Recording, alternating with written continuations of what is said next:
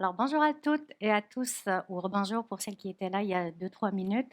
Donc, nous sommes là dans le cadre du deuxième webinaire sur les ratios. Je me présente Nassima Cherfa, conseillère syndicale à la FIC. Nous allons passer environ 1 heure ensemble dans le cadre de ce webinaire-là. Et ça va être sous le format un peu de ce qu'on avait fait la dernière fois, donc une présentation qui sera suivie d'une période de questions et de commentaires. N'hésitez pas à préparer vos questions, vos commentaires. Tous vos commentaires et vos interventions sont bien sûr les bienvenus. Ça va enrichir aussi les discussions. Ce webinaire est enregistré et sera diffusé aussi sur le site web de la FIC. Comme nous l'avons vu la dernière fois, en fait, on avait parlé de comment les ratios sécuritaires sont l'impulsion pour contrer la pénurie de main-d'œuvre, ou plutôt l'indisponibilité de la main-d'œuvre. Cette fois-ci, on va plus aborder le sujet des ratios comme une solution ou un investissement intelligent pour le Québec. Donc, on va regarder plutôt le côté économique et rentable de l'implantation de ratios sécuritaires.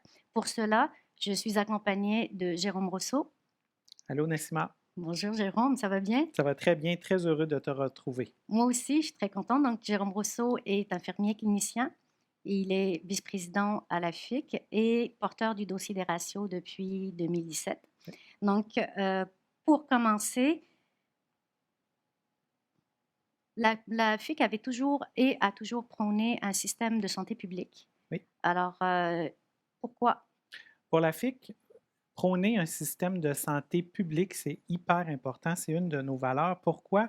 Parce que ça permet d'assurer des soins de façon universelle et gratuite à l'ensemble de la population du Québec. Ça assure une équité, peu importe en fonction de notre statut, de notre revenu et surtout, peu importe où est-ce qu'on se retrouve sur le territoire au Québec. Euh, on entend souvent le secteur privé comme étant une solution, comme un acteur complémentaire qui vient aider le réseau de la santé, mais avec le temps, on réalise que finalement, le privé ne remplit pas du tout ses promesses. Au contraire, il cause des problèmes, notamment parce qu'il détourne beaucoup les ressources humaines et financières du public vers le privé et ça coûte extrêmement cher. Par exemple, le coût d'une chirurgie d'un jour dans une clinique privée coûte 10 plus cher parce que c'est des profits que les compagnies privées font. C'est très intéressant. Et en termes de budget, quelle est la part du budget du gouvernement Oui, c'est une bonne de la question. santé? Oui, Tout à fait, c'est une bonne question pour être capable de se situer. La portion du budget, par exemple, en mars 2022, le coût du système de santé au Québec est évalué à 54 milliards de c'est dollars. considérable quand C'est même. extrêmement considérable. Quelques concepts que tout le monde connaît, mais c'est important de bien les placer. On le sait, la santé, c'est une compétence provinciale. Donc, c'est financé à même nos impôts, nos taxes. Et on sait, c'est un sujet d'actualité présentement.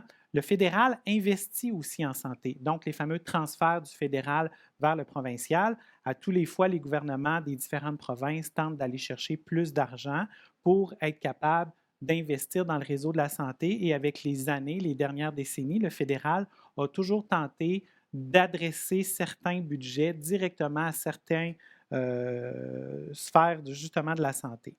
La part du budget de la santé par rapport au budget global de la province du Québec, c'est extrêmement considérable. C'est une valeur au Québec, l'accessibilité aux soins. C'est universel comme l'éducation. On a une population de 8 millions de Québécoises et de Québécois. Ça représente, en termes de portion du budget, près de 40. Donc, c'est sûr, c'est considérable. Ce qu'on observe aussi dans les dernières années, le budget de la santé, il y a une augmentation. Il y a trois principales raisons qui justifient ces augmentations-là. Un, le vieillissement de la population. Le Québec a une population qui vieillit, donc qui demande plus de soins, on le sait. L'autre élément, c'est le coût des nouvelles technologies. On développe de plus en plus de nouvelles technologies dans le réseau de la santé, ça coûte extrêmement cher. Et dernier volet, les médicaments. Les médicaments coûtent de plus en plus cher, il y en a de plus en plus de disponibles. On traite de plus en plus de nouvelles, il y a de plus en plus de nouvelles molécules. On est en mesure de mieux soigner, mais ça coûte extrêmement cher. Effectivement. Maintenant qu'on sait combien ça coûte, puis c'est quoi l'ampleur quand même de la part du budget du gouvernement, revenons à à notre sujet qui sont les ratios sécuritaires. Donc, juste avant d'aller plus loin, un petit rappel pour les personnes qui sont peut-être moins familières avec le concept des ratios sécuritaires professionnels en soins patients, c'est la présence d'une équipe minimale de soins avec des patients qui ont les mêmes problèmes de santé, donc des problèmes de santé plutôt similaires. À titre d'exemple, une infirmière auxiliaire en DIAD avec une vingtaine de patients en CHSLD pour le quart de jour, par exemple. Donc, juste pour placer tout le monde. Donc, avant d'aller plus loin, là, on parle d'argent. La Oui. question qui tue, puis que je pense que c'est important de l'aborder d'entrée de jeu, ça coûterait combien implanter des ratios sécuritaires partout au Québec? Écoute, Nassima, tu commences en grand. Effectivement, c'est la question qu'on se pose, nous aussi. Ma première réponse va peut-être vous décevoir, mais restez jusqu'à la fin du webinaire parce que on va vous démontrer justement que cet investissement-là va être rentable pour le Québec. Donc, à la question combien ça coûte, on n'est pas encore capable exactement de chiffrer le coût exact des ratios. Pourquoi? Un, parce qu'on manque de données. On manque de données sur la main-d'œuvre au Québec. On le sait, au lendemain de la pandémie, on a réalisé que nos systèmes d'information sont déficients, donc on n'est pas capable d'estimer réellement les besoins en termes de main-d'œuvre parce qu'on n'a pas de planification de main-d'œuvre. Donc, c'est le premier élément. L'autre élément, ben oui, du côté de la FIC, on a le souhait d'implanter des ratios, on a une vision, on a fait des projets ratios par le passé. Cependant, l'exercice n'est pas complété pour l'ensemble des unités de soins. Donc, on se retrouve avec une équation des besoins en termes de main-d'œuvre avec des ratios à implanter. On a l'équation, mais on n'a pas les chiffres à rentrer dedans. Donc, c'est ce qui ne nous permet pas de répondre clairement d'entrée de jeu à cette question-là. Est-ce Par qu'on a contre, une idée quand même de combien? oui, oui, on est capable quand même d'estimer une certaine partie parce qu'en 2019-2020, on a fait des exercices, on a fait des projets ratios. Donc, dans les unités de médecine et chirurgie, on a implanté pendant une certaine période de temps des ratios. Ce qu'on a estimé dans les unités de médecine, chirurgie et CHSLD, si on projetait l'ensemble des ratios qu'on a expérimentés, ça coûterait environ 600 millions de dollars pour implanter les ratios sur ces unités-là. Et ça, ces chiffres-là étaient corroborés par des actuaires du ministère. Donc, ce qu'on peut comprendre, c'est que ce serait évidemment un peu plus que 600 millions, mais toujours garder en tête sur un budget de 54 milliards de dollars. Donc, comparativement à l'enveloppe globale du réseau de la santé, c'est quand même pas si pire. On est loin d'un deuxième pont Champlain là, en termes d'investissement. On parle justement d'investissement dans des soins aux patients, à la population du Québec. Par contre, présentement, on est plus à gérer des conséquences, des problèmes en organisation du travail. Donc, c'est un peu ça l'objectif aujourd'hui. On va tenter de vous démontrer sous différents aspects l'investissement des ratios, qu'est-ce que ça peut nous rapporter. D'accord, donc tu parles de problèmes qui engendrent des coûts, des problèmes liés à l'organisation du travail, c'est bien ça? Oui, tout à OK, fait. donc quels seraient les principaux coûts qui sont liés à ces problèmes liés au manque d'organisation du travail? Finalement, ce n'est pas l'organisation, mais le manque de cette organisation-là. Tout à fait. Aujourd'hui, le webinaire, on s'attaque à la question financière, le volet économique. Donc, qu'est-ce que ça coûte? Qu'est-ce qui génère des coûts par l'absence de ratio? Donc, il y a trois principaux éléments qu'on va aborder ce soir. Premièrement, les événements indésirables, le roulement de personnel et le coût de la main-d'œuvre indépendante, donc les agences de placement privées. Donc, ça va être trois éléments qu'on va développer aujourd'hui en termes en fait, de dépenses inutiles dans le réseau de la santé.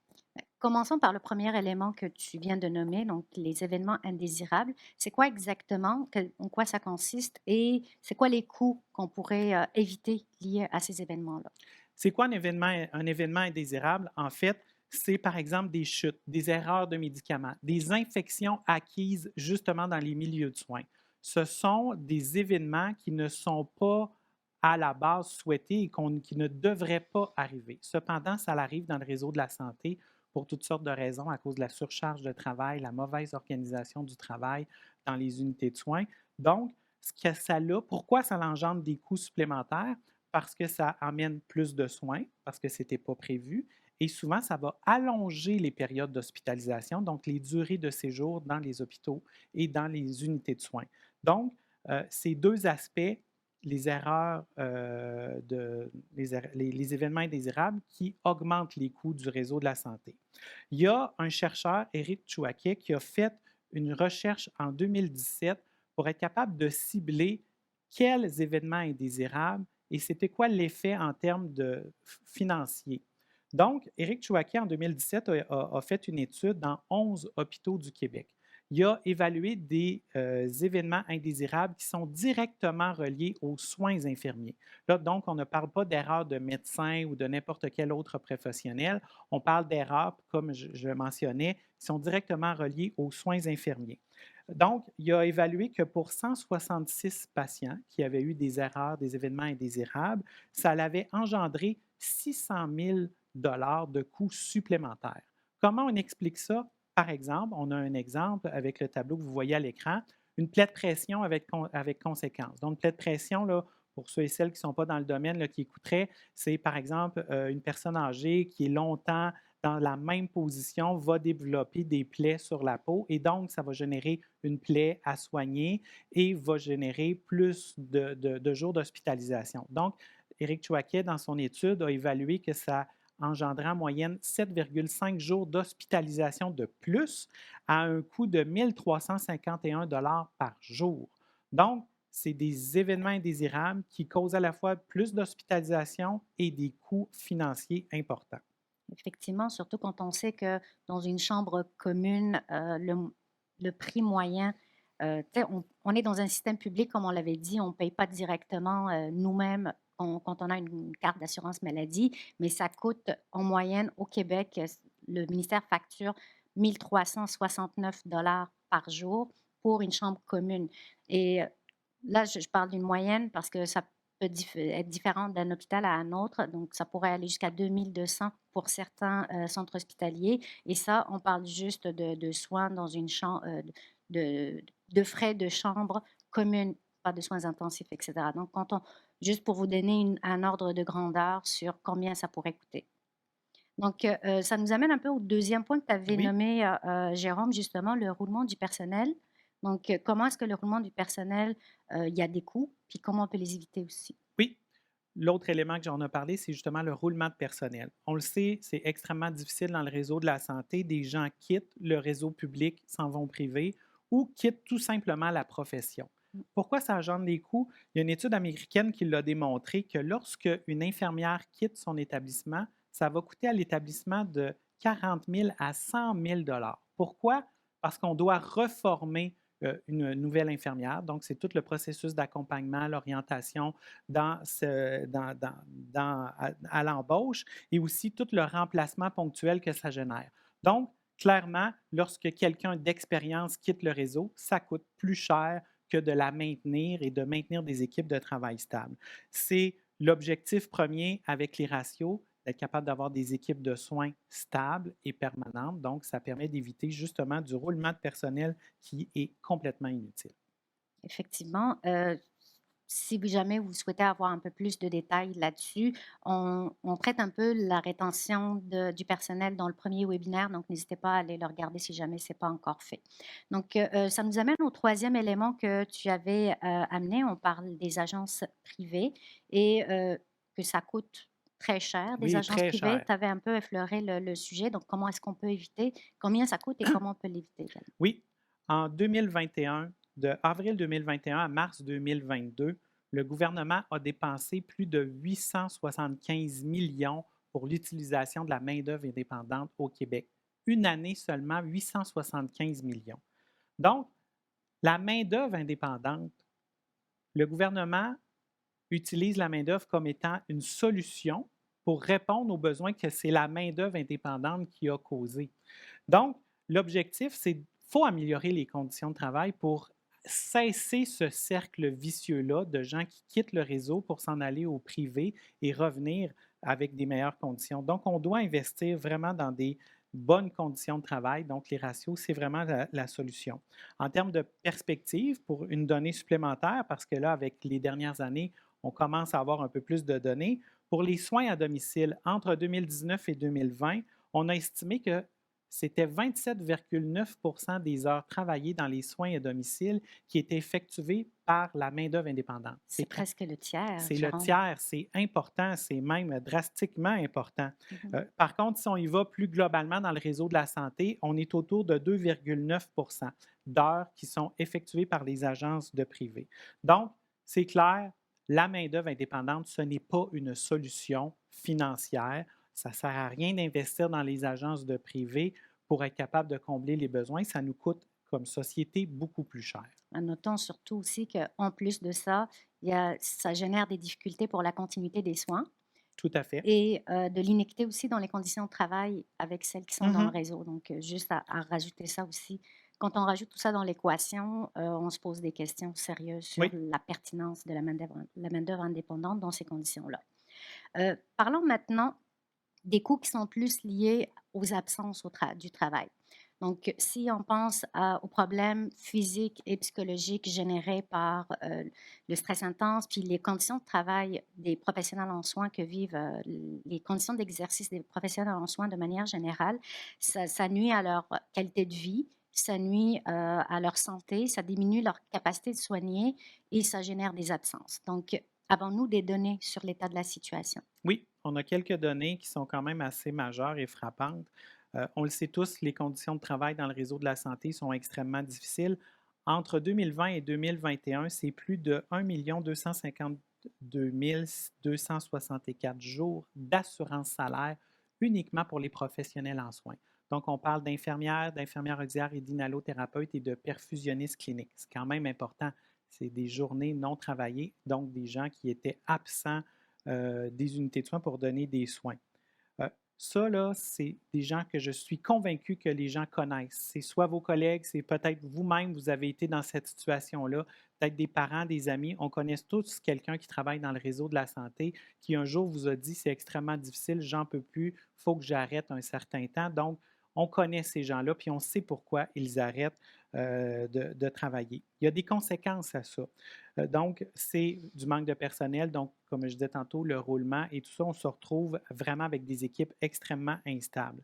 Il y a d'autres données aussi par rapport à la CNESST.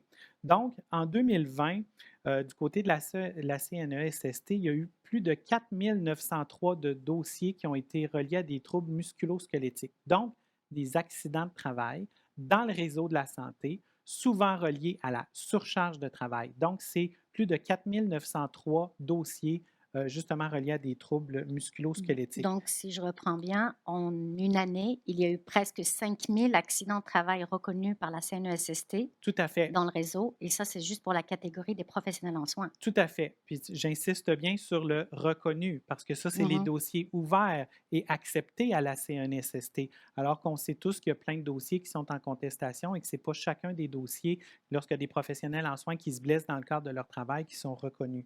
Il y a eu aussi 1189 lésions physiques liées à de la violence subie par des patients. Donc, ça aussi, c'est une donnée extrêmement préoccupante.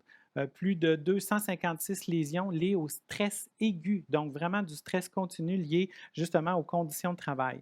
Quand on parle de violence dans les milieux de travail, on peut s'imaginer, oui, peut-être dans des unités psychiatriques, mais même dans les soins de longue durée, au niveau des personnes âgées avec des troubles cognitifs. On le sait, pour les personnes qui sont atteintes de troubles cognitifs, d'avoir des équipes stables, de voir régulièrement le même personnel présent, qui les connaissent, qui sont capables d'intervenir parce qu'ils sont capables d'adapter leur intervention, c'est ça qui fait la différence. Mais quand on a du changement de personnel de façon régulière, des agences qui connaissent moins la clientèle, bien, on se retrouve justement avec des cas d'agression qui sont malheureux justement dans le réseau de la santé et c'est les professionnels en soins qui les subissent. Peut-être aussi le manque de soins Tout qui à fait fait. en sorte qu'il y a plus de frustration aussi de la part des patients qui peut générer aussi cette violence-là. Tout à fait. Autre donnée très intéressante, en Californie, lorsqu'on a implanté les ratios, entre 1999 et 2003, je vais y revenir un petit peu plus tard parce que sachez que la Californie a instauré des ratios en 2004, donc juste avant l'implantation des ratios versus aux années après, les 4 années après, il y a eu une diminution des accidents de travail pour les infirmières seulement de 31,6 et de 38,2 pour les infirmières auxiliaires. Donc, tous les éléments qu'on vient de nommer d'accidents de travail, ce sont des effets positifs de diminution lorsqu'on implante les ratios. Effectivement, puis au-delà de ce que ça génère humainement, tout ce qu'on entend, c'est aussi le coût que ça génère pour le réseau de la santé, toutes ces absences-là Oui, liées à ce type de problème-là. On a parlé beaucoup du côté de la santé physique. Est-ce qu'on a des données par rapport à la santé psychologique oui, aussi? tout à fait. Je le dis depuis le début, là, c'est extrêmement difficile le réseau de la santé. On sait qu'il y a des effets sur la santé psychologique. Il y a une donnée qui date peut-être 2006, mais quand même est intéressante. Euh, les infirmières et les professionnels en soins infirmiers qualifiaient en 2006 leur santé mentale de passable à mauvaise. Et ça, c'est nettement plus bas que l'ensemble de la population. Donc, première donnée qui date de 2006, je suis convaincu depuis le temps, ça l'a augmenté. Autre étude intéressante qui a été réalisée par la Fédération canadienne des infirmières et des infirmiers au Canada sur une étude de 7300 infirmières, ça a démontré des taux de troubles dépressifs majeurs élevés, de troubles d'anxiété généralisée et de troubles de panique plus élevés que l'ensemble de la population. Donc, c'est vraiment des données, lorsqu'on compare le groupe des soins infirmiers par rapport au reste de la population, où est-ce qu'il y a des effets sur leur santé psychologique qui est vraiment plus exacerbé. Toujours selon cette étude-là, il y a des facteurs qui expliquent ça. Pourquoi les soins infirmiers ont tendance à développer des troubles en lien avec la santé mentale, avec la santé psychologique? Un, l'exposition fréquente à des événements traumatisants. On le sait, dans le réseau de la santé, on est en constant contact avec la maladie, des décès, jumelé à la surcharge de travail, ajouter la surcapacité des établissements. On le sait au Québec, les urgences débordent, les unités de soins débordent. Donc, d'avoir continuellement cette pression-là, de sentir d'être dans l'incapacité de donner l'ensemble des soins qu'on devrait donner, tout ça devient une charge mentale extrêmement difficile. Donc, ça a des effets clairement sur la santé psychologique des travailleurs de la santé. Autre donnée pan-canadienne, en 2017, le taux d'absentéisme moyen dans l'ensemble des professions était de 5,7. Par contre, chez la catégorie des professionnels en soins, on parle de 9. Donc, un taux d'absentéisme plus élevé que la population en général. Donc, encore une fois, plein de données qui pointent encore une fois sur des difficultés dans le réseau de la santé qui occasionnent soit des problèmes physiques pour les professionnels en soins, donc accidents de travail ou autres, ou arrêt de travail, ou utilement des difficultés au niveau de leur santé psychologique. Puis de l'épuisement professionnel qui est beaucoup plus élevé aussi par Tout à rapport à fait. d'autres catégories d'emplois liées à leurs conditions de travail puis à leurs conditions d'exercice déjà à la base difficiles. On s'ajoute à ça toute la surcharge et toute la... C'est vraiment pas évident. Et ça aussi, c'est de l'argent qu'on pourrait, si jamais des ratios sont implantés puis que ça se passe bien, ce sont des gens qui vont être peut-être même heureux au travail. Effectivement, preuve qu'il y a quelque chose qui ne tourne pas rond dans le réseau de la santé. Donc, c'est pour ça qu'à travers l'étude, la Fédération canadienne de la santé, eux pointaient vers une solution porteuse, eux aussi, que l'implantation des ratios permettrait de renverser tous ces effets-là pour les catégories professionnelles en soins. Donc, d'où le terme qu'on utilise aujourd'hui, investissement intelligent. Donc, ça va être bénéfique pour la santé des patients, Oui, ça va être bénéfique pour la population et en plus de ça, pour les professionnels en soins aussi qui sont sur le terrain. Euh, Est-ce qu'on a voyons, si on parle d'expérience, là, oui, d'expérience, on va aller d'abord à l'international. oui. Est-ce qu'on a des données probantes ou des faits par rapport aux résultats que c'est bénéfique en termes, que c'est pas un fardeau en fait. Ce que je veux dire, c'est les ratios, c'est pas un fardeau Oui, fiscal, plutôt un fardeau économique, mais oui. plutôt un investissement intelligent. Donc, ils ont été bénéfiques. Est-ce qu'on a des données là-dessus? Oui, tantôt j'en parlais, la Californie, un État américain pas très loin du Canada, ont instauré une loi ratio en Ils l'ont adoptée en 99, puis elle a été implantée en 2004. Qu'est-ce que l'État de Californie nous dit des années plus tard? Ben pour eux, cet investissement-là, en termes de ratio, ça se faisait à coût nul à long terme. Pourquoi?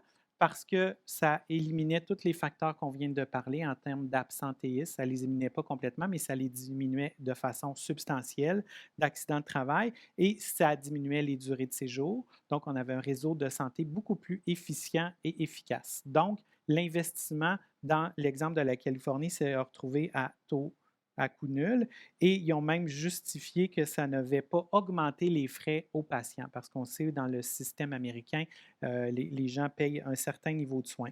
Autre exemple aussi où est-ce qu'ils ont implanté une législation sur les ratios. En Australie, il y a un État, le Queensland, qui a instauré en 2016 une loi sur les ratios. Eux ont permis, entre 2016 et 2019, selon leur étude, d'éviter plus de 145 décès. Ils ont évité plus de 225 réadmissions, donc la porte tournante. Là, on sait des Mm. gens qui quittent le réseau et reviennent quelques jours, quelques semaines plus tard. Et ça leur a permis d'économiser plus de 29 200 jours d'hospitalisation. Et à terme, eux estiment que ça a des économies entre 55 et 83 millions de dollars. Donc, clairement, l'investissement des ratios, ça peut être rentable. C'est parfait. Comment est-ce que ça peut être, transposé au Québec? C'est la première question qu'on se pose, par rapport à ça. Est-ce qu'on a des données par rapport au réseau, sachant que notre réseau est extrêmement fragile en ce moment? Je sais qu'on en parle surtout à la sortie d'une pandémie, que Oui, ça a pointé beaucoup les problèmes du réseau. oui. Donc, est-ce qu'on a des données par rapport, au système? Est-ce que ça peut être implanté puis être bénéfique au Québec aussi? Oui, ça peut être possible au Québec. On l'a réalisé en 2018, en 2019, vous le savez peut-être, la FIC a fait des projets ratios. Donc, on a fait plus de 16 projets ratios, justement, et ce que ça nous a permis de réaliser, c'est que les résultats pointaient exactement dans ce qu'on vient de se nommer. Donc, une diminution de l'absentéisme à court terme, une diminution de la durée moyenne de séjour dans les unités où on a implanté les ratios, une diminution marquée de l'assurance salaire. Même si ça s'est fait sur une courte période, on a quand même réalisé que ça avait un effet. Il y a eu une augmentation de 15 des professionnels en soins de leur intention de rester. Il y a même des gens qui le disaient, moi, s'il y avait ces conditions-là de travail, avec les ratios qu'on me donne, avec la charge de travail, je poursuivrais ma carrière et je ne partirais pas à la retraite. Il y a eu dans les CHSLD où on a implanté les ratios une diminution de 20 à 200 des chutes. C'est quand même incroyable à cause de la stabilité des professionnels en soins qu'on a assurés. Ça leur permettait de mieux évaluer les patients et donc de diminuer les chutes. Donc, c'est clair, on n'a pas besoin de refaire des expériences. Là. On est prêt pour établir une loi de façon intelligente avec tous les éléments qui viennent pour supporter l'implantation de la loi sur quelques années. Ça nous prend des ratios pour être capable d'améliorer la qualité des soins au Québec. Donc, si je résume, à retenir, là, les ratios sécuritaires, c'est un investissement parce que ça nous permet de mettre l'argent, on investit dans les soins au lieu d'investir dans un manque de soins, donc d'être toujours à essayer de rattraper des problèmes liés au manque de soins. Mhm. C'est des frais aussi qu'on peut éviter qui sont associés à la santé et sécurité au travail, au roulement du personnel, puis à la main-d'œuvre indépendante aussi et bénéficier d'économies potentielles comme ça a été observé ailleurs dans le monde et puis comme ce que tu viens de nommer. En plus de ça, un changement quand même assez important au niveau de la santé globale de la population également. Donc, c'est ce que je retiens de tout ce qu'on vient de dire. Donc, ça va venir changer bien Oui, des choses et puis ça ne coûtera pas plus cher que ça non plus. C'est bien ça? oui, tout à fait. C'est vraiment l'objectif aujourd'hui qu'on voulait vous démontrer dans le cadre du webinaire. Dans le fond, ça confirme que les ratios, c'est pas plus coûteux que de ne pas avoir des ratios. C'est ça qu'il faut comprendre. Euh, Ça coûte cher de ne pas s'occuper des soins de santé au Québec, des soins à la population. Donc, ça a des effets, on vous l'a démontré, l'absence de soins. On est plus dans une pénurie de soins au Québec que de pénurie de professionnels en soins parce qu'on a de la difficulté à donner l'ensemble des soins et ça a des coûts. Ça a des coûts, par contre, il faut que ça devienne un enjeu collectif et c'est là où est-ce que ça va nous prendre une volonté politique pour être capable de changer les choses. Et notre vision, c'est que ça prend une loi qui va venir instaurer justement des ratios partout au Québec, peu importe où on se trouve dans le territoire du Québec, pour être capable de garantir des soins à l'ensemble de la population du Québec. Euh, on sort d'une campagne électorale. L'ensemble des partis ont adresser la question des ratios. Plusieurs partis ont clairement nommé qu'ils étaient en faveur d'une loi sur les ratios. Le gouvernement de la CAQ qui a été élu était ouvert à discuter des ratios. Ce n'est pas clairement commis sur une loi, mais c'est sûr qu'on va le surveiller puis on va continuer d'intervenir auprès pour vraiment notre objectif. Ça nous prend une loi. On a bien hâte de voir ça, justement. Donc, revenons à la qualité des soins, c'est le cœur, Oui, revenir à la qualité des soins et d'ailleurs, ça va être ça le sujet de notre prochain webinaire, mais ça, on vous en parlera un peu plus tard, donc restez à l'affût, il y aura d'autres informations. Donc, merci Jérôme pour cette présentation. Ça oui. conclut un peu ce qu'on voulait vous dire aujourd'hui et ça ouvre la période de questions, commentaires, donc n'hésitez pas à lever la main. Quand vous aurez levé la main, donc ça vous donnera la parole. À ce moment-là, vous devrez juste ouvrir votre micro quand ça vous sera demandé, avec également ouvrir votre caméra si vous êtes d'accord. Donc, vos questions sont les bienvenues. Mais en attendant vos mains levées, j'ai envie de te relancer un peu Oui. sur qu'est-ce qui a été fait par rapport aux ratios jusqu'ici. Donc, dans le dossier des ratios, qu'est-ce qui a été fait jusqu'ici? Oui, c'est sûr qu'on se demande pourquoi il n'y a pas de loi, mais quand même, il y a beaucoup de choses qu'on a faites dans les dernières années, justement pour tenter d'obtenir une loi sur les ratios. Depuis 2018, la FIC milite clairement et ouvertement pour obtenir une loi sur les ratios. Si on se rapporte dans le temps, là, personne ne connaissait le mot ratio. Maintenant, on peut être fier que l'ensemble de la population, les médias, les gouvernements connaissent maintenant l'enjeu de la question des ratios. À la FIC, on a développé un plan d'action en 2021 justement pour faire différentes actions. Une des actions qu'on a fait, c'est qu'on a été capable de fédérer différents groupes de la société. Donc, oui, la FIC comme organisation syndicale, mais on est allé chercher, par exemple, des ordres professionnels, l'Ordre des infirmières et des infirmiers du Québec, l'Ordre des infirmiers et infirmières auxiliaires du Québec, se sont regroupés avec d'autres associations pour être capable de militer, donc de signer le plaidoyer pour l'obtention d'une loi sur les ratios. On vous invite à aller consulter le site Web, à signer le plaidoyer si vous ne l'avez pas déjà fait. Ça, c'est vraiment extrêmement majeur de regrouper différents groupes d'horizons différents et qui pointent tous vers l'objectif d'obtenir une loi sur les ratios. On a organisé plein de tournées avec différents partis politiques, ce qui a permis justement dans la campagne électorale qu'on vient de vivre d'organiser un débat à la FIC et tous les partis politiques qui étaient en élection sont venus et on a pu adresser la question des ratios. Donc, il y a quand même beaucoup de chemin qui a été fait. Si on se compare avec justement la Californie, l'Australie et tout dernièrement, il y a même l'État de New York, les infirmières de New York qui ont obtenu dans leur convention collective l'instauration de ratios. Donc, le mouvement des ratios, ce n'est pas anecdotique. Il y a de plus en plus de pays qui tentent d'instaurer des ratios parce que c'est la voie pour être capable de garantir, à la fois pour les professionnels en soins, de bonnes conditions de travail et d'exercice, mais aussi garantir aux populations des soins de qualité et sécuritaires. Donc, même si on n'a pas encore une loi, on est en voie, On est en en voie. bonne voie. L'important, c'est d'en parler, que vous en parliez à vos collègues, à vos amis, à vos familles. Interpellez vos députés, justement, si vous les rencontrez, qu'ils se commettent sur une loi sur les ratios rapidement, parce que c'est ça qui va permettre de faire changer les choses. Merci Jérôme. Je Oui? ne vois pas de main levée pour le moment. Donc, ah, tiens, on a une main levée. Donc, on a une personne, plusieurs personnes même. Donc, je vais donner la parole à Claude Beaumont. Oh, Bonjour. bonsoir, je devrais dire. Euh, euh, merci pour la présentation. Personnellement, j'adore ces forums que la FIC fait, qui nous permet, premièrement, d'en savoir où vous en êtes avec la négociation, ce qui était extrêmement intéressant. Vous avez parlé de New York, M. Rousseau. Euh, non seulement ils ont les ratios, mais ils ont aussi eu, après une grève, 19 d'augmentation salariale. Je mentionne ça si ça peut inspirer la FIC. J'aimerais savoir, avec la dernière négociation, la FIC a été capable d'aller soutirer un travail qui pourrait se faire sur les ratios dans les CHSLD. Euh, où on en est avec ça, s'il vous plaît? Merci. Merci beaucoup. Jérôme, je te passe la parole. Oui, en effet, les infirmières new-yorkaises ont milité. C'est les infirmières sur le terrain là, qui, dans les derniers mois, ont milité justement pour améliorer leurs conditions de travail, revendiquaient de bonnes conditions de travail, puis effectivement, ils ont eu des journées de grève en plus, et ça l'a permis de conclure avec un renouvellement de convention collective avec des ratios, mais aussi des bonnes augmentations de salaire.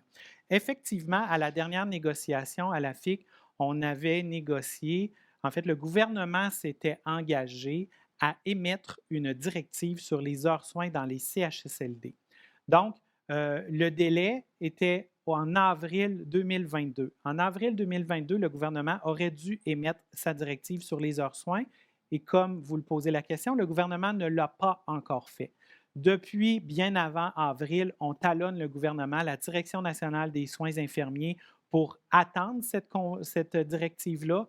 On a eu deux rencontres, en fait, cet automne, donc en l'automne 2022, et on attend toujours cette directive-là. C'est un engagement que le gouvernement avait pris à la dernière négociation, le gouvernement de la CAQ avec qui on avait négocié, et ils n'ont pas rempli leur promesse d'émettre la directive sur les heures soins. Donc, on est toujours en attente, malheureusement.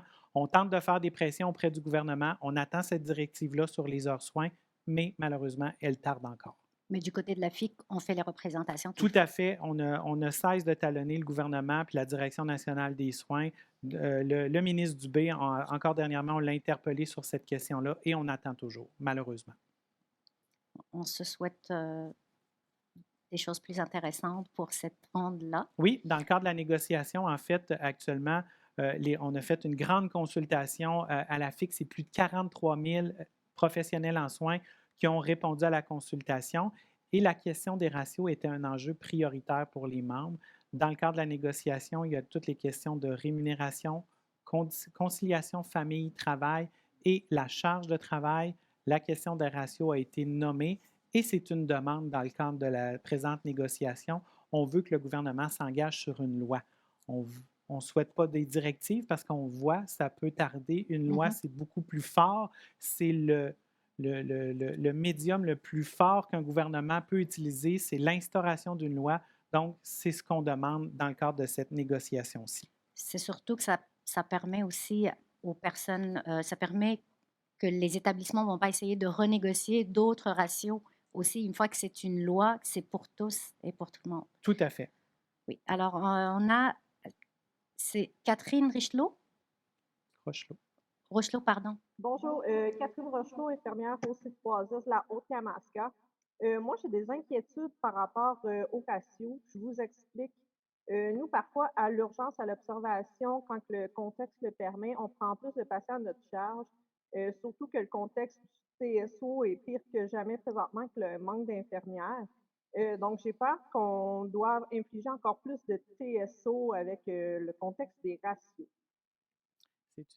C'est une excellente question. Ça, c'est beaucoup abordé dans le webinaire 1, donc je vous invite à aller le revisionner parce que l'objectif d'une loi sur les ratios, c'est d'être capable, oui, d'obtenir des ratios, mais il faut y aller progressivement. Donc, c'est sûr que présentement, dans le contexte où est-ce qu'on se trouve, on se dit, mon Dieu, on n'y arrivera jamais, mais l'objectif, en instaurant une loi, c'est qu'on développe une planification. Donc, on va réaliser à quel nombre d'infirmières auxiliaires on manque dans le réseau. Donc, on va instaurer différents programmes pour être capable d'augmenter les places, par exemple, de formation. Est-ce qu'on augmente aussi, on sait, il y a plein d'infirmières hors pays qui viennent travailler ici au Québec. Donc, c'est toute une stratégie qu'on développe. Par exemple, la Californie, une fois qu'ils ont instauré la loi sur les ratios en 1999, c'est en 2004 qu'ils l'ont appliquée. Donc, ça l'a permis pendant quelques années pour être capable d'atteindre la masse de professionnels en soins requis pour être capable d'instaurer les ratios. Et ensuite, ce que la loi permet, c'est l'imputabilité et d'assurer le maintien des ratios.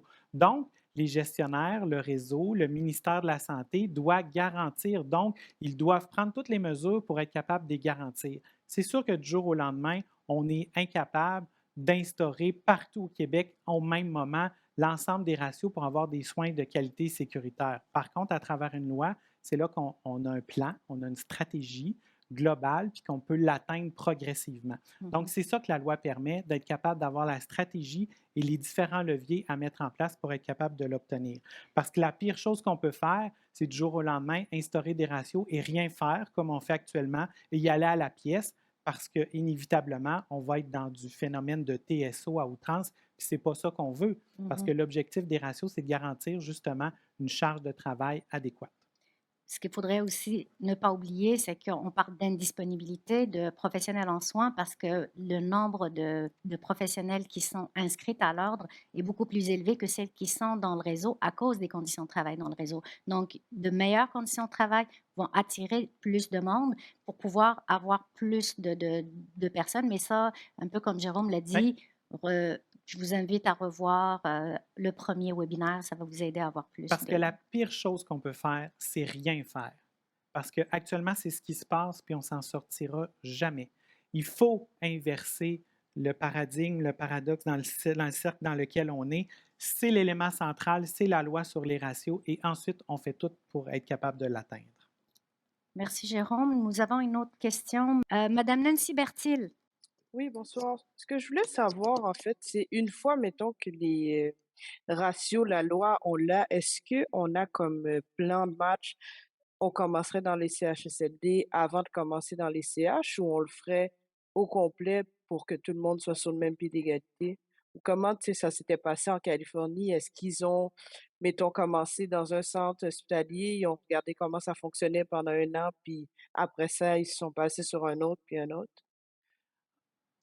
Très bonne question, en fait. La stratégie pour être capable de déployer les ratios, il faudrait la convenir. Effectivement, je vais prendre l'exemple de l'Australie. Eux ont commencé dans les hôpitaux. Ils se sont concentrés dans un premier temps sur les hôpitaux pendant quelques années, puis ensuite, ils ont été vers les soins de longue durée. Du côté de la Californie, c'était uniquement dans les hôpitaux. Donc, ça dépend de quelle manière on va déployer notre plan. C'est sûr que plus la loi est adoptée rapidement, plus on est capable d'établir un plan et plus rapidement l'effet va se faire dans le réseau au complet. L'objectif à terme, c'est autant dans n'importe quelle unité de soins, dans les hôpitaux, dans les centres de réadaptation, dans les soins de longue durée. L'objectif, c'est vraiment de garantir des soins et des conditions de travail acceptables. Donc, c'est sûr que plus vite on va instaurer une loi, plus vite on va avoir un plan, plus vite les effets vont se ressentir partout et ça va être un effet qui va se potentialiser parce qu'on va attirer et on va surtout garder plus de professionnels dans le réseau. Exactement. Et puis, ce qu'il ne faut pas oublier aussi, c'est que ça fait un effet domino. Puis, le gouvernement n'aura pas d'autre choix que de faire un plan pour une fois, puis un plan beaucoup plus étayé, plus travaillé, parce qu'il y aura une loi Oui, au-dessus. Donc, c'est un peu ça que ça va obliger aussi la loi. Lucie Trudel.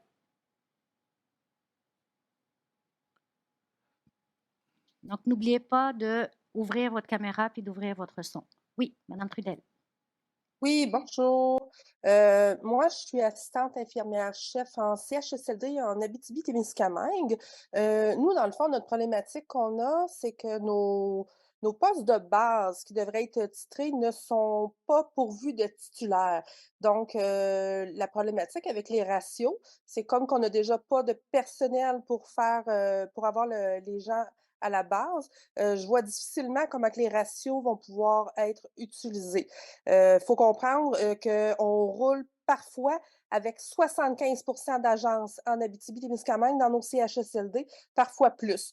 Donc, c'est là que je vois difficilement comment ça pourrait être utilisé. Là, c'est sûr qu'on est une région éloignée, mais il faut quand même le considérer que pour nous, c'est une problématique. Ça, c'est une des choses. Deuxième des choses, tout à l'heure, là, vous parliez beaucoup, j'ai vu vos statistiques, en lien avec la CSST. La CNSST et tout, c'est beaucoup des statistiques qui datent de 2020. Là. 2020, on était quand même en pleine pandémie. Je trouve que les chiffres sont quand même biaisés parce que c'est sûr qu'à ce moment-là, ben oui, il y en avait plus d'arrêt de travail, d'arrêt maladie pour les infirmières. Je trouve que c'est quand même, c'est peut-être pas le meilleur temps pour pouvoir dire qu'il y avait une problématique à ce niveau-là. Donc, voilà. Merci. sur la question, effectivement, de l'Abitibi, en fait, c'est une région effectivement éloignée qui est aux prises avec des problèmes criants de pénurie. Euh, Dans le cadre de la négociation, je fais un petit parallèle avec la négociation. C'est clair qu'il y a des enjeux pour tenter de combler les besoins dans des régions comme l'Abitibi-Témiscamingue. Donc ça, c'est un problème à la base que dans une région donnée, comme l'Abitibi, on a des problèmes d'attraction et de rétention dans cette région-là. C'est sûr que la question des ratios vient ajouter un défi supplémentaire. Donc, c'est sûr qu'il faut tenter d'intervenir à plusieurs niveaux. Ce n'est pas une seule solution qui va résoudre le problème de pénurie. Vous avez tout à fait raison. Si actuellement, dans la région de l'Abitibi, il y a beaucoup d'agences, il faut s'attaquer d'abord aux conditions de travail, d'attraction, rétention. Qu'est-ce qu'on peut faire dans le cadre d'une région comme l'Abitibi pour attirer puis surtout garder des professionnels en soins dans cette région-là? Donc, ça, c'est la base, un peu ce que vous nommez, combler les besoins de base. Puis ensuite, la stratégie avec une loi sur les ratios, on vient bonifier. Donc, quelle autre mesure on peut faire pour être capable d'augmenter encore plus, pour être capable de dispenser les soins? Sur les données, en fait, il faut regarder les données, ce que les statistiques nous donnent sur un recul de plusieurs années, c'est que ça l'augmente. C'est un fait, ça l'augmente. Donc oui, on a peut-être la perception que les années pandémiques sont pires à un certain niveau, peut-être pour certains aspects, mais sur les questions de CNSST, de blessures reliées au travail, il y a une augmentation. Donc, ça, c'est un fait. Là, aujourd'hui, c'est sûr que dans le cadre du webinaire, on tentait de cibler certaines données. Ben, on essayait aussi d'avoir les données les plus récentes possibles et de se coller à la réalité d'aujourd'hui. Donc, les dernières données qui sont disponibles à la CNESST, c'est l'année de 2020. Donc, c'est celle qu'on a utilisée. C'est pas un choix parce que c'était la pire, mais c'est plutôt la dernière donnée qu'on avait. Oui, Donc, c'est pour ça qu'on l'a utilisée. Mais effectivement, la tendance qu'on voit, c'est qu'elles sont à la hausse avant la pandémie, pendant la pandémie et ça continue. Donc, c'est un peu ça qui est préoccupant et puis qu'on aimerait il faut qu'on intervienne un peu comme Jérôme, tu disais tout à l'heure. Si on fait rien, on va juste continuer à être là où on est en ce moment ou ça va juste s'empirer. Donc, il va falloir qu'on fasse quelque chose puis ouvrir plusieurs choses en même temps. Il y a aussi l'aspect de TSO. Des équipes stables, ça engendre moins de TSO parce que les équipes sont stabilisées. Puis ça a été discuté, puis ça continue à être discuté. Puis dans le cadre de la négo, évidemment aussi, il y a des choses qui sont en train de se discuter à propos de la stabilisation des équipes, etc. Donc ça fait partie oui, de... Donc c'est juste à garder en tête ce point-là, n'est-ce oui, pas? tout à fait. Parfait. Merci. Je vais donner la parole à Marie-Claire Thibault. Oui, bonsoir. Je suis une infirmière à la retraite. Je représente le groupe de concertation et d'influence en soins infirmiers du Québec. J'ai 2 questions. La première, c'est on parle de ratio pour, les soins de longue durée et pour, les hôpitaux, mais on sait qu'un de nos graves problèmes, ce sont les soins à domicile. Et est-ce qu'on peut penser qu'on va instaurer des ratios, peut-être même de façon prioritaire dans ce, groupe-là ou dans ces unités-là? Deuxièmement, une des choses dont tu as parlé, Jérôme, dans ton excellente présentation, si je peux me permettre, heu, c'est que, un des problèmes, c'est que les agences de placement, heu, il va falloir régler ce problème-là et évidemment, dans une stratégie d'implanter des ratios, ça doit faire partie de notre stratégie. Maintenant, est-ce qu'on sait que, la loi, pour l'instant, ne prévoit pas, qu'il y ait des ratios, sécuritaires, mais est-ce qu'on peut penser que la loi que le ministre va déposer au mois de mars pourrait commencer à régler le problème des agences de placement? Donc, 2 questions pour toi, cher Jérôme. Oui. Merci, Claire. Je me permets de la tutoyer parce qu'effectivement, Marie-Claire. Madame Thibault fait partie du groupe d'alliés. Elle représente le groupe de concertation, justement, d'influence en soins infirmiers qu'on a réussi à intégrer dans le cadre de la défense du plaidoyer. Première question, soins à domicile. Oui, c'est possible d'instaurer des ratios au niveau des soins à domicile. Cependant, c'est une conception un peu différente parce que justement, les soins à domicile, on parle d'infirmières auxiliaires, de professionnels en soins, d'inhalothérapeutes même, qui se déplacent à domicile. Donc, il y a une notion de déplacement, puis se déplacer à Montréal centre-ville versus en Abitibi, comme notre collègue qui vient de le dire, c'est un peu différent. Donc, il y a plein de composantes à tenir et dans le cadre des projets ratios que la FIC a instaurés en 2018-2019, il y avait un projet au niveau des soins à domicile. Donc, je pourrais donner de l'information. Puis oui, c'est possible d'instaurer des ratios. Dans le fond, il faut concevoir l'organisation du travail et la charge de travail. C'est toujours dans l'objectif que les professionnels en soins soient en mesure de faire l'ensemble des soins qu'elles doivent faire à la population. C'est toujours ça qui guide l'objectif d'instaurer des ratios. Sur la question de la main-d'œuvre indépendante, effectivement, on entend M. Dubé dire qu'il devrait sortir une loi dans les prochains mois, d'ici mars, sur la main-d'œuvre indépendante, sur les agences, qui est en augmentation fulgurante. Je le disais, 875 millions juste dans la dernière année. Donc, oui, on est bien impatient d'attendre qu'est-ce que va contenir cette loi-là, parce qu'il faut freiner, mais ce n'est pas juste de freiner les gens qui quittent du public vers le privé. Il faut se concentrer sur les conditions de travail au public. Il faut améliorer les conditions de travail. La question, c'est pourquoi les gens quittent du public vers le privé? C'est parce qu'on a des conditions et une charge de travail extrêmement difficile. Donc, c'est pour ça qu'il faut s'attaquer, oui, aux agences, c'est une chose, mais il faut surtout s'intéresser au personnel dans le réseau public. Donc, on va suivre vraiment de près le projet de loi qui va sortir prochainement, puis on souhaite vraiment l'objectif que le gouvernement va avoir, c'est d'éliminer l'utilisation de la main-d'œuvre dans le réseau. Il faut se départir de cette béquille-là dans le réseau de la santé. Puis peut-être de mettre les professionnels en soins au cœur des discussions pour faire ces plans-là, pour savoir quels sont les vrais enjeux, pour pouvoir répondre à ces enjeux-là aussi, au lieu que ce soit quelque chose de tout ficelé, tout préparé. Donc, ça aussi, c'est peut-être important. Parfait, merci beaucoup. On avait Madame Cyr tout à l'heure. Je ne sais pas si vous souhaitez reprendre la parole, juste à relever la main. Il nous reste un petit 4 minutes de plus. Si jamais vous souhaitez reprendre la parole. Sinon, on va prendre les 2 dernières personnes qui viennent de lever la main et on va conclure là-dessus. Donc, on a Madame Catherine Rochelot. Je vous redonne la parole une deuxième fois. Oui, bonsoir.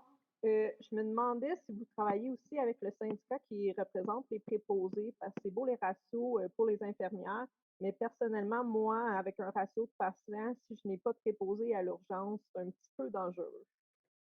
Très bonne question, effectivement. L'équipe de soins, on le sait, on est des professionnels en soins, des infirmières auxiliaires, des inhalothérapeutes. On n'est pas seul.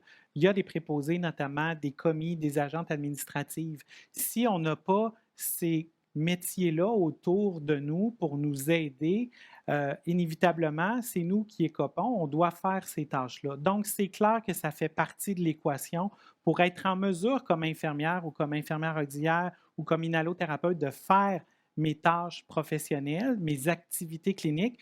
Il faut absolument que j'aie la présence de commis, de préposés qui soient avec moi dans mon équipe. Donc oui, ça fait partie aussi de la réflexion d'avoir des équipes de soins en quantité suffisante pour être en mesure de donner les soins. Et quand on a fait les projections 2018-2019, on a justement évalué qu'est-ce que les infirmières font comme tâches qui ne leur appartiennent pas, qui appartiennent par exemple aux préposés ou à des commis. Donc, ça fait partie effectivement de l'équation. Quand on veut établir des ratios, il faut regarder qu'est-ce que les gens font et qu'est-ce qu'ils font qu'ils ne devraient pas faire et d'être capable de se concentrer sur leurs tâches. L'équipe de soins autour du patient qu'il faut prendre en considération. Oui. Aujourd'hui, on parle beaucoup de professionnels en soins parce qu'on représente les professionnels en soins, mais c'est clair qu'il faut parler de l'équipe de soins, puis il va y avoir des discussions autour de tout ça si jamais il y a une loi sur les ratios qui va passer. Merci beaucoup. Ça nous amène un peu à la conclusion, justement. Donc, il y aura une fiche, comme la dernière fois, une fiche récapitulative en français et en anglais qui vous sera envoyée, dans laquelle vous retrouverez les principaux points qu'on a abordés aujourd'hui, qui vous aideront aussi à argumenter autour de vous, à en parler autour de vous aussi, puis à voir les points importants.